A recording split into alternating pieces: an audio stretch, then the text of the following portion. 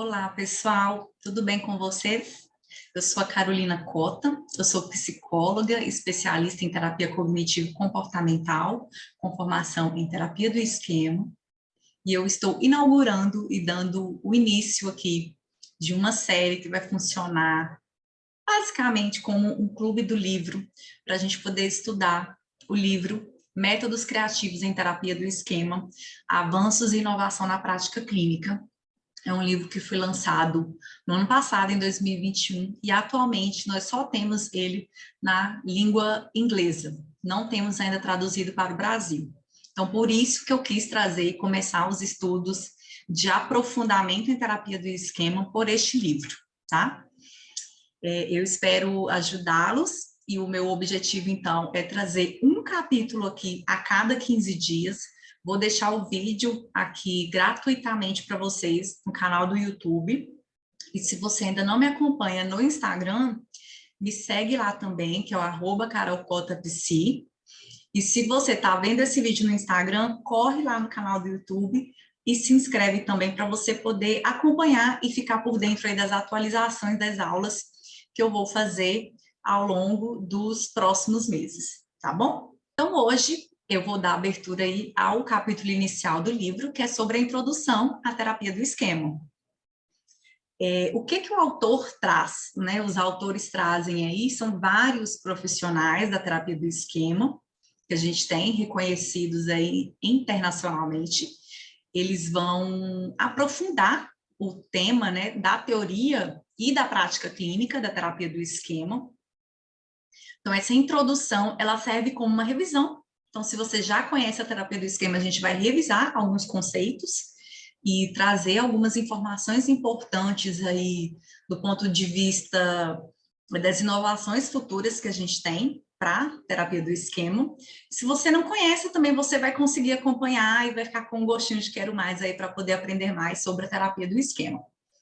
Então, eles começam trazendo essa concepção da terapia do esquema como uma teoria e um modelo clínico também de terapia que ele é integrativo, que combina elementos da cognitivo-comportamental, da teoria do apego, da Gestalt, do construtivismo e da psicanálise. E como eu disse, então, o Jeffrey Young, que é o principal nome aí da teoria, ele desenvolveu este modelo clínico de tratamento e também teórico, tá?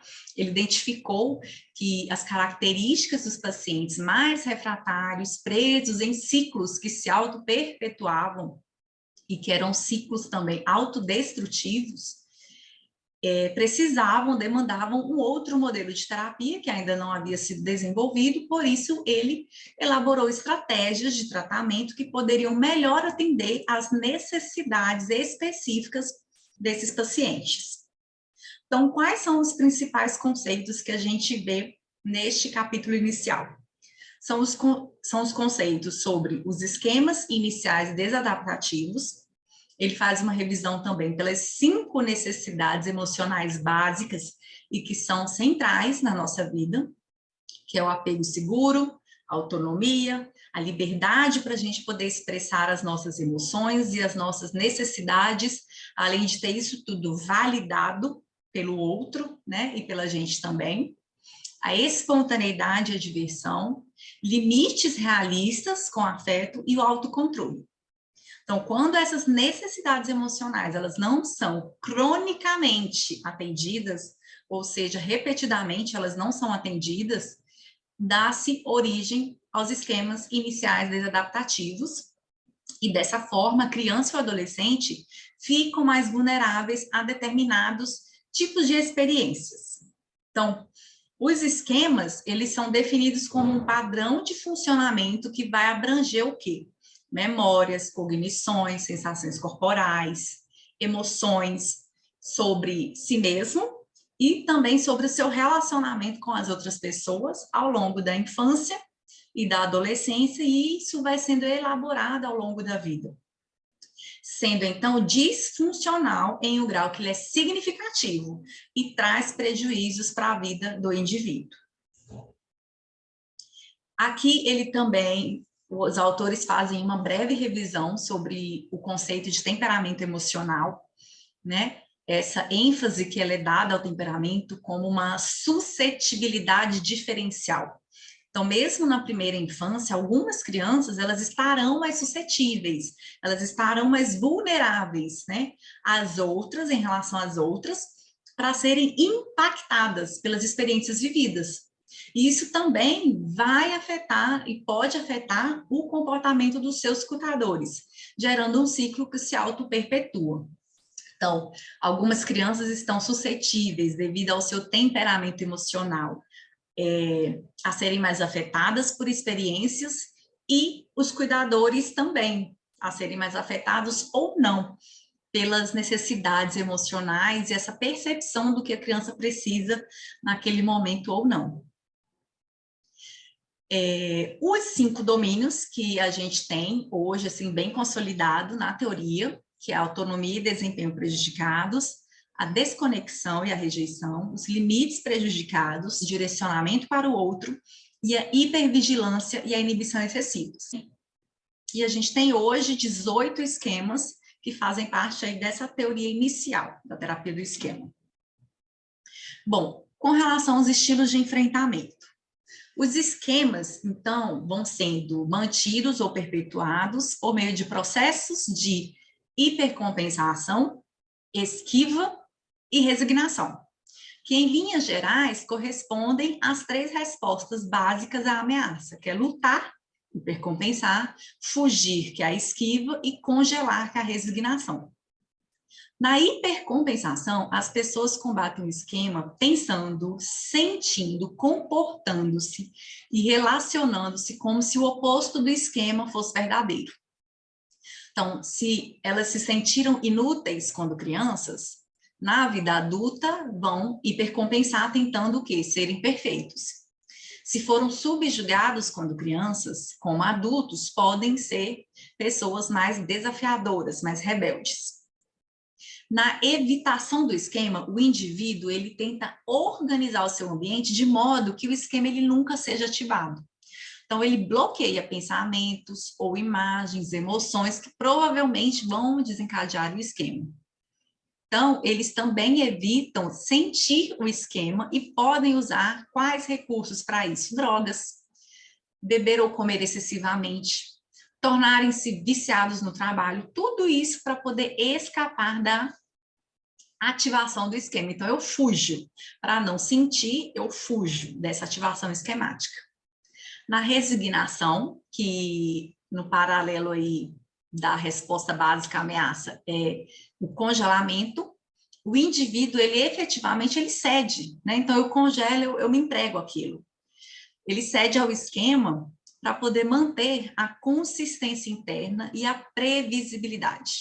Então, a gente não tenta combater, a gente não tenta evitar o esquema, a gente simplesmente deixa ele atuar como uma verdade, como se ele fosse verdade. Então, eu sinto diretamente o meu esquema ativado e eu ajo, né, eu tenho um comportamento aí que vai perpetuar e confirmar esse esquema. Qual que é o principal objetivo da terapia? É ajudar os clientes a lidarem melhor com a ativação dos esquemas através do desenvolvimento de novas formas de enfrentamento, conseguindo atender às suas necessidades emocionais de uma maneira mais adaptativa. A relação terapêutica, ela é um dos principais meios de intervenção para prover ao paciente um ambiente que seja seguro, de reparação parental limitada das necessidades de cada um. Então, ao contrário da TCC padrão, da terapia cognitivo-comportamental, a terapia do esquema, ela tem um foco maior e mais claro na origem do desenvolvimento dos problemas do paciente, tem uma ênfase que ela é central aí da relação entre o terapeuta e o cliente, e faz um uso extensivo de técnicas experienciais para facilitar as experiências emocionais corretivas. Aqui também ele passa brevemente pelo modelo de modos esquemáticos, que foi um modelo criado inicialmente para simplificar a linguagem, né, e o trabalho aí com os esquemas, e que hoje a gente já vê que não está tão simples assim, que à medida que as pesquisas vão avançando, novos nomes surgem para justamente nomear e identificar os modos esquemáticos, né, o nosso jeito de funcionar. Então, o modo é quando a gente encontra, então, um esquema ou mais esquemas ativados em uma determinada situação para aquele indivíduo, e eu tenho uma parte que envolve os esquemas e os estilos de enfrentamento. Então, a combinação disso é o que a gente dá o nome aí de modo esquemático. Ele é um estado, ele varia mais dependendo da situação. Hoje, esses modos estão divididos em 4 categorias, que são o modus criança, o modus de enfrentamento disfuncional, o modus pais ou vozes internalizados, disfuncionais também, e o modo adulto saudável. No modus crianças, englobam o quê? As necessidades básicas emocionais que não foram entendidas. Então, ele é um modo mais inato. E a gente tem a criança vulnerável, a criança zangada, impulsiva, indisciplinada e a criança feliz. Os modos de enfrentamento disfuncionais, eles representam tentativas da criança de satisfazer necessidades centrais que não foram atendidas em um ambiente que lá no início da vida ele era emocionalmente empobrecido, ou opressivo, ou destrutivo. Então, esses modos, eles se tornam mal adaptativos e destrutivos na vida adulta,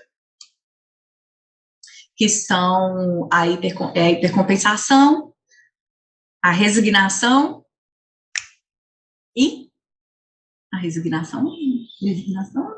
hipercompensação, que é a hipercompensação mesmo, quando a gente vai falar na linguagem de modos.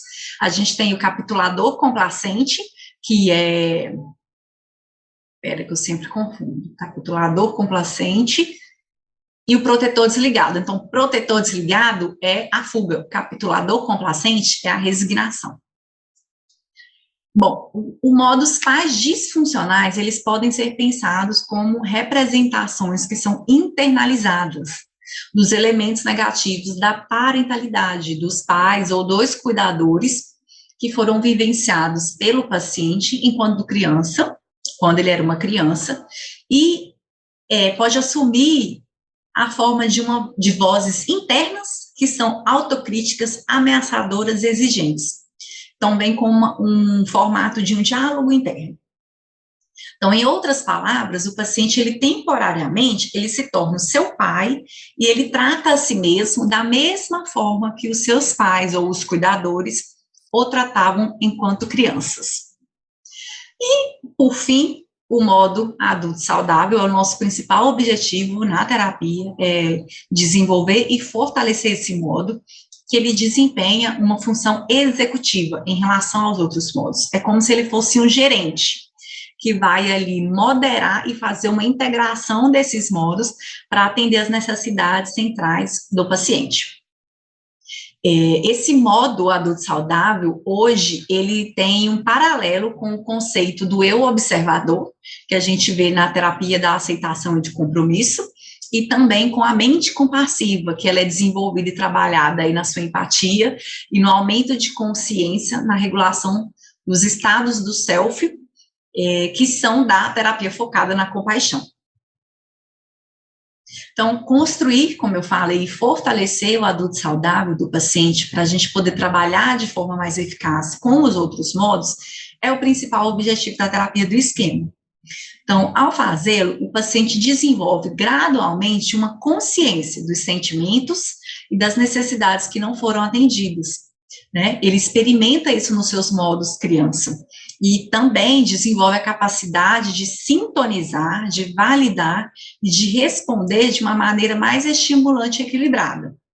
Então, da mesma forma, os pacientes também aprendem a reconhecer, a negociar e gradualmente neutralizar os modos mais disfuncionais, que na maioria das vezes não, que os modos disfuncionais são o das vozes internalizadas e os modos de enfrentamento, tá? Bom, no seu modelo original, como eu falei, Jung conceitualizou 10 modos: criança vulnerável, zangada, impulsiva, disciplinada, feliz, capitulador complacente, protetor desligado, o hipercompensador, os pais punitivos, hiperdemandantes e o adulto saudável. Então, só que à medida que novas pesquisas foram sendo realizadas, a gente foi tendo a nomeação de outros modos. Então, em 2007, desculpa, já existiam, então, 22 modos. Hoje, em 2022, eu não sei quantos modos tem, posso até pesquisar isso, provavelmente a gente vai ter mais de 22 modos. E aqui, nesse capítulo, os modos que ele traz para acrescentar aqui para a gente é o autoengrandecedor, que é um modo de funcionamento, a gente vê no transtorno de personalidade narcisista, o trapaceador e o manipulador, que a gente vê em transtornos de personalidade antissocial, o protetor zangado e predador, também, a gente vê nesse contexto aí de pacientes com personalidade antissocial, que foram surgindo aí em novos contextos. Bom, e de uma maneira geral, os modos vão ser o quê? Uma variação do modo criança, que a gente tem esses 4 tipos, e dos modos parentais. Então, não surpreendentemente, lado a lado, com a ênfase que vem crescendo aí nos modos da identificação, também tem crescido um foco no estilos de apego, né? Por isso que a teoria do apego é tão importante para a terapia do esquema. Então, esse tipo de apego inicial aí, e também no papel do terapeuta como uma figura de reparação das necessidades emocionais. Então, como resultado, a terapia do esquema, ela consolidou, então, 2 posturas terapêuticas que são fundamentais e complementares, que estão destinadas a facilitar experiências emocionais corretivas, que é a reparação parental limitada e o confronto empático. Em suma, a orientação-chave para os terapeutas do esquema tornou-se qual que é esse papel principal? É adotar o papel de uma figura parental saudável, que seja empática em relação às necessidades da criança e encorajadora da sua expressão saudável, ao mesmo tempo em que o terapeuta ele é firme, sem ser punitivo ou sem ser excessivamente indulgente com o paciente. Agora a gente vai falar sobre a reparação limitada. A reparação limitada, então, ela tem esse paralelo com um modelo de educação de parentalidade que é saudável. Envolve o quê? Estabelecer um apego seguro do terapeuta, né, com o paciente, dentro dos limites de um relacionamento profissional. Então, o objetivo primário da terapia do esquema é fornecer para os pacientes experiências corretivas baseadas em necessidades que eles perderam enquanto crianças, atendendo a qualquer uma das suas necessidades. Então, por exemplo, se a criança ela não teve conexão, autonomia, se ela não teve estabilidade, o terapeuta ele tenta suprir essa necessidade ali dentro dos limites da relação terapêutica do paciente. As intervenções, elas visam facilitar a experiência de calor autêntico, de compreensão, de empatia, de segurança e proteção, de validação, liberdade da expressão e de definir limites apropriados. Então, independentemente dos esquemas e das necessidades específicas que não foram atendidas, o objetivo é criar uma conexão solidária e autêntica que permita ao terapeuta acessar a criança vulnerável. Então, o terapeuta, ele tem que acessar a criança vulnerável e construir o modo adulto saudável. O tratamento eficaz, então, ele vai se concentrar tanto nessa conexão com a criança vulnerável, quanto com o fortalecimento do adulto saudável. Os pacientes vão aprender, então, a enfrentar e superar os modos de enfrentamento evitativos e compensatórios e combater os pais que não são saudáveis. Então, à medida que a terapia progride, além do paciente conseguir recorrer ao seu adulto saudável para atender as suas necessidades, eles também obtêm ganhos interpessoais, assumindo riscos calculados e estendendo as mãos, né, um para os outros, né, dentro desses modos. Então, a aliança paciente-terapeuta é a força de ligação, sem a qual nenhuma das mudanças posteriores podem acontecer. É a base, né, a base ali do processo de mudança do paciente. E conforme descrito, e em contraste com outras abordagens, a terapia do esquema ela encoraja os terapeutas a atenderem diretamente algumas das necessidades emocionais dos seus pacientes, acreditando que quando o terapeuta atende a essa necessidade emocional, o seu cuidado que o terapeuta tem com o paciente, ele é internalizado e vai fazer parte, então, desse modo atitude saudável do paciente.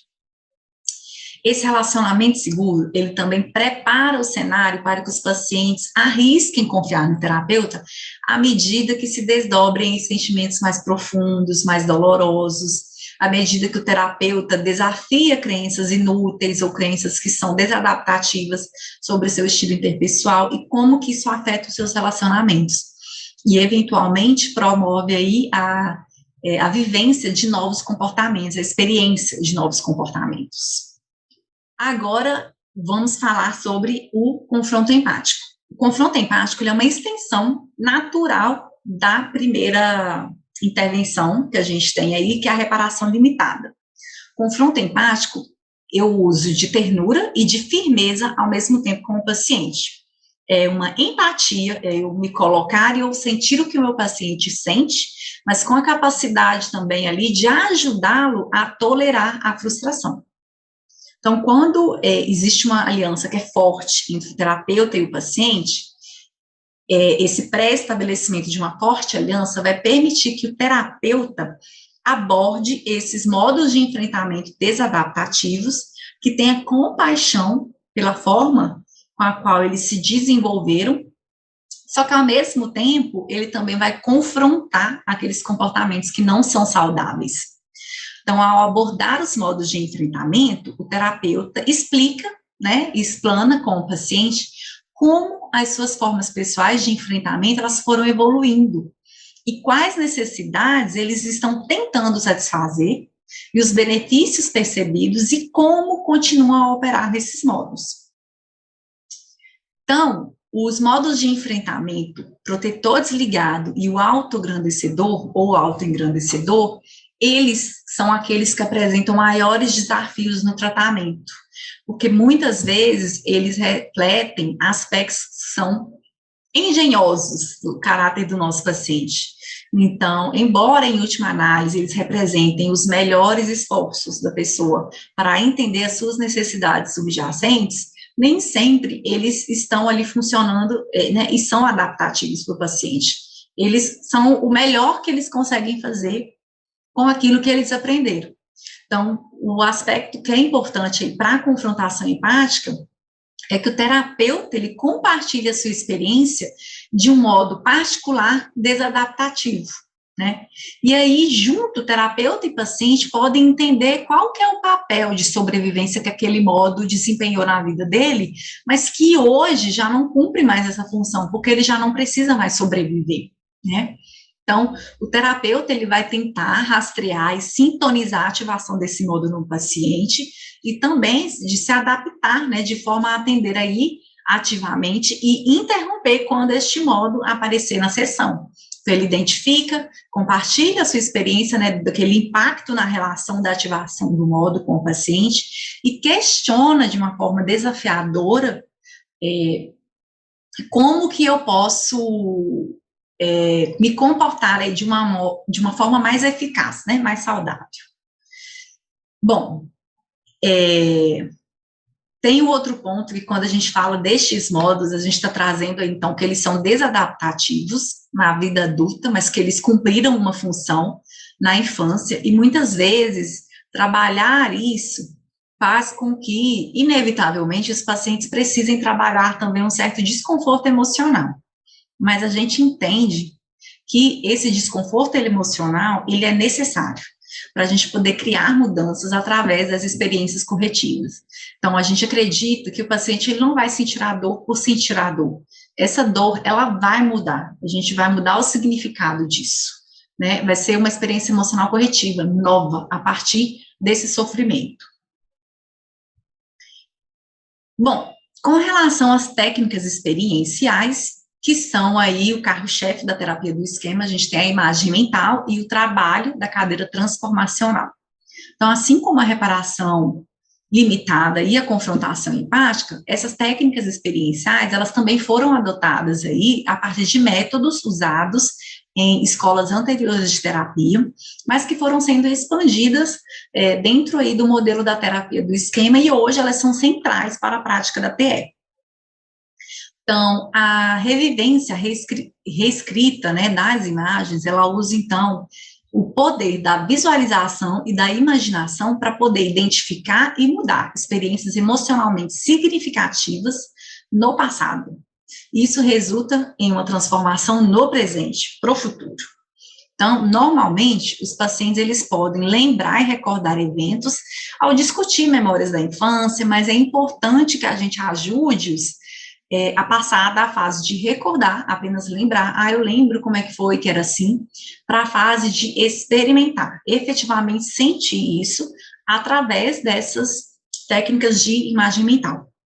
Então, é através dessas técnicas que o paciente consegue ativar e entrar em contato com os seus esquemas de uma maneira mais intensa, e ele tem a ajuda, então, aí do terapeuta nesse processo, que vai fazer essa correlação, essa ligação entre memórias, emoções do passado com experiências atuais.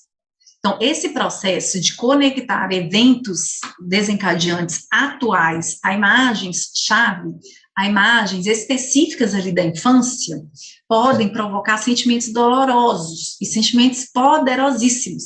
Por isso que é fundamental que os terapeutas entendam os seus pacientes de maneira suficiente para poder conseguir sintonizar com o significado daquela experiência.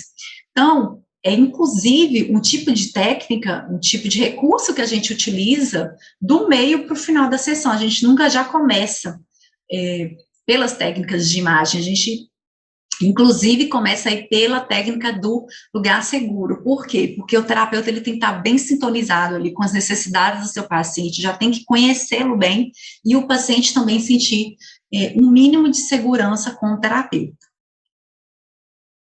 Então, embora as experiências da primeira infância sejam geralmente o foco, né, desse exercício de imagens, o terapeuta ele também pode trabalhar memórias emocionalmente relevantes na vida atual do paciente. Então, em ambos os casos, os detalhes da memória não são modificados, a gente não faz uma mudança da memória, tá?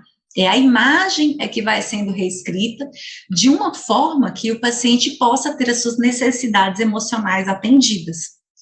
Então, em outras palavras, ao fazermos o confronto de esquemas e modos desadaptativos, a gente não está mudando o que aconteceu, o fato ele não muda, ele aconteceu. O que a gente consegue alterar é o significado daquela memória.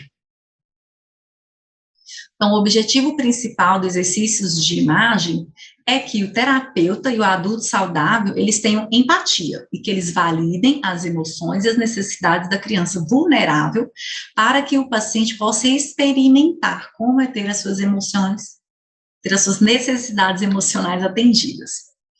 Então, evidências sugerem que quanto maior o número de sessões em que o terapeuta faça dessa reedição de imagens, melhor vai ser o resultado com aquele paciente. Uma outra técnica que a gente utiliza também é a cadeira transformacional. A cadeira transformacional, originalmente, ela foi reconhecida pelo trabalho do Peirce, acho que é assim que fala, que é o pai da Gestalt terapia. Só que hoje, esse trabalho com a cadeira, ele tem sido cada vez mais incorporado à terapia do esquema pelo Kellogg. Ele, inclusive, já fez um curso aqui no Brasil sobre o trabalho com a cadeira transformacional. É um trabalho que baseia-se na crença de que há um poder curativo e transformador em, primeiro, o que acontece com esse trabalho? A gente dá voz às partes internas, né, aos eus ou os modos de funcionamento, e depois a gente encena ou reencena cenas do passado, do presente e do futuro. Então, o trabalho na cadeira pode fornecer uma ferramenta experiencial adicional para os pacientes que não querem ou não conseguem fazer diálogos de modo, ou aqueles que são mais resistentes ao exercício de imagens. A gente, enquanto terapeuta, inclusive, é muito importante que a gente se submeta a um processo ou que a gente faça treinamentos experimentais para a gente poder conseguir ver, sentir na pele o que o nosso paciente sente. Então, muitas vezes, como é muito difícil a gente acessar através de imagens, a cadeira transformacional é um excelente recurso que eu diria que ele é menos aversivo para esse tipo de paciente. Então, como o trabalho na cadeira ele pode ser usado de uma forma mais exploratória, né, ou de uma forma mais aberta, ele acaba sendo menos ameaçador do que intervenções que são ali mais diretivas. No entanto, também ele pode ser recrutado para a gente poder trabalhar diretamente com os modos mais rígidos de enfrentamento, para a gente poder também abordar os modos negativos dos pais ou cuidadores, ou dessas vozes que ficam internalizadas, e também para a gente poder aumentar os efeitos positivos da reparação limitada. Em outras palavras, o trabalho na cadeira ele pode ser utilizado de forma criativa, em diferentes estágios da terapia. Bom, e aí dentro da cadeira transformacional, a gente tem dois tipos de cadeiras, que é a cadeira vazia e a gente tem também a de duas cadeiras. A cadeira vazia, resumidamente, o paciente ele é convidado a se sentar em uma cadeira e imaginar uma outra pessoa com quem ele tem assuntos emocionais inacabados na cadeira oposta. Então, ele se senta em uma cadeira e numa cadeira à frente dele, ele imagina que ali tem uma outra pessoa, então aquela cadeira está vazia. Agora, o outro exercício, que é das duas cadeiras, o paciente, ele alterna, ele ora senta em uma cadeira, ora ele senta na outra cadeira, para poder trabalhar os conflitos internos, que a gente vem nomeando aí como um diálogo externo e interno, tá? O paciente, ele dá voz à cadeira ou ao modo, né? Ele expressa a visão e as emoções de cada um, tornando assim explícitas as perspectivas e as emoções que estão ali em conflito. Então, quando a gente observa que o paciente ele está ambíguo, que ele está resistente, eu sinto isso, mas ao mesmo tempo eu sinto aquilo, a gente separa essas duas partes, colocando nessas duas cadeiras. Bom, e para fechar, o que os autores trazem como conclusões e direções futuras com relação à terapia do esquema, foi o seguinte, né, Edwards e Yards, não sei se é assim que pronuncia, eles fazem um resumo aí breve de 3 fases da terapia do esquema. A primeira fase é o modelo original, que foi proposto por Jung. A segunda fase foi o avanço dos estudos lá na Holanda, pelos pesquisadores na área, e que foram trazendo aí ensaios clínicos randomizados, demonstrando a superioridade da terapia do esquema em relação a outros modelos para o trabalho com border. Então, além desse ensaio clínico randomizado, ele trouxe aí, a gente tem visto crescente estudos para poder validarem o modelo da terapia do esquema em pacientes que têm transtornos de personalidade. Alguns que a gente já tem, com o cluster C, personalidade narcisista, histriônica e antissocial. E a terceira fase que eles nomeiam aí é da eficácia da terapia do esquema para o trabalho em grupos, e inclusive a gente tem um artigo super recente aí, um trabalho em grupos para pacientes borderline, e ele traz esses ensaios clínicos randomizados aí para border, que a gente já teve, se eu não me engano, foi em 2007, e agora a gente tem um novinho que saiu, ou foi este ano ou foi 2021, se eu não me engano, tá? Além disso, logo no início do capítulo, ele traz a terapia do esquema como uma terapia de segunda onda, só que nessas direções futuras ele coloca um avanço que o autor, o Rodiger, tem feito, colocando a terapia do esquema como uma terapia contextual, que a gente tem inclusive também um livro que fala sobre isso, trazendo a TE dentro da terapia, das terapias contextuais, e que vale muito a pena, e eu quero muito estudar ele aqui também com vocês, mais para frente, né? Bom, e aí, para concluir, o que se sabe aqui, como sempre, a gente precisa de mais estudos, né? Apesar desses desenvolvimentos aí serem muito promissores, a gente precisa proceder com cautela, né? Com relação aos estudos que a gente já tem. Então, os autores enfatizam a necessidade da gente entender melhor os mecanismos que estão subjacentes às mudanças na terapia do esquema.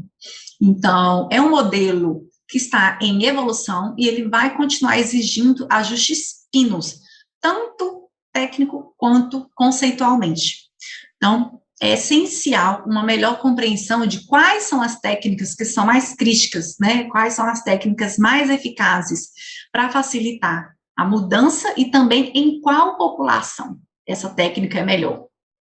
Então, são estudos que vão avançar naturalmente e vão ajudar aí a fazer uma adaptação das intervenções para a gente concentrar em elementos chaves, né? E, com isso, aumentar a eficácia geral da terapia e também a relação custo-benefício do tratamento. Uma outra informação importante que o autor traz neste capítulo é quanto ao pertencimento da terapia do esquema à categoria de integração assimilativa, que implica o quê?